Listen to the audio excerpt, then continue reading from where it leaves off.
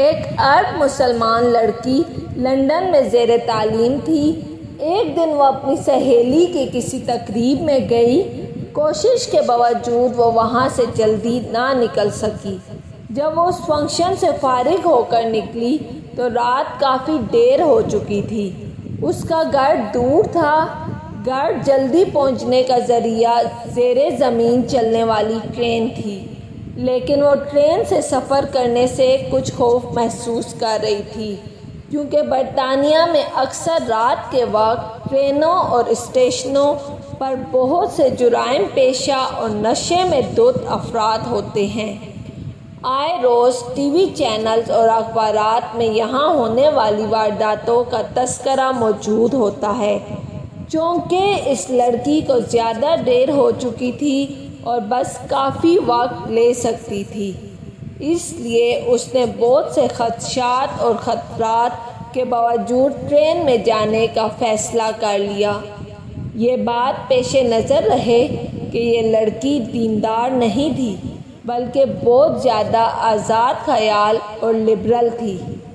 جب وہ اسٹیشن پر پہنچی تو یہ دیکھ کر اس کے جسم میں خوف کی ایک سرد لہر دوڑ گئی کہ اسٹیشن بالکل سنسان ہے۔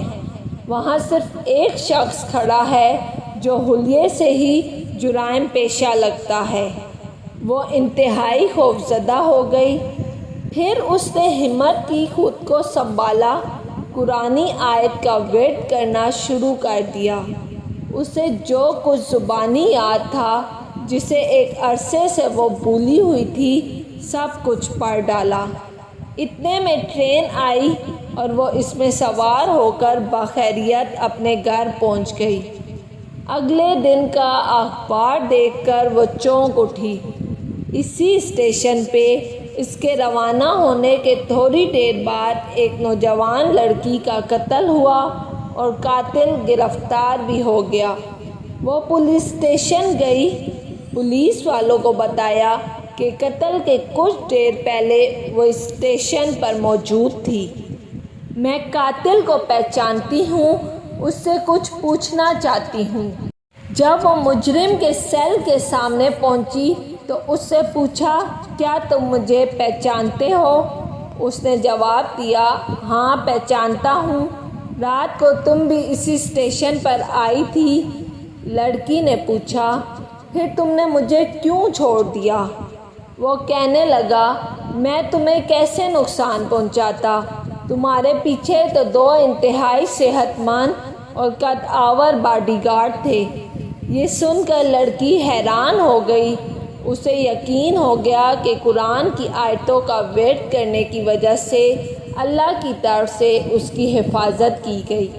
وہ واپسی پر اللہ کے شکر اور احسان مندی کے جذبات سے مغلوب تھی۔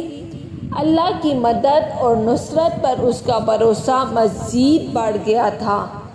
اگر ہم اپنے دل کی گہرائیوں سے اللہ کو پکاریں اور اللہ کی تائید و نصرت پر بھروسہ کریں تو ہم اللہ کی رحمت سے کبھی محروم نہیں رہیں گے۔ اگر آپ کو میری ویڈیو پسند آئی ہے تو لائک اور سبسکرائب لازمی کیجیے گا۔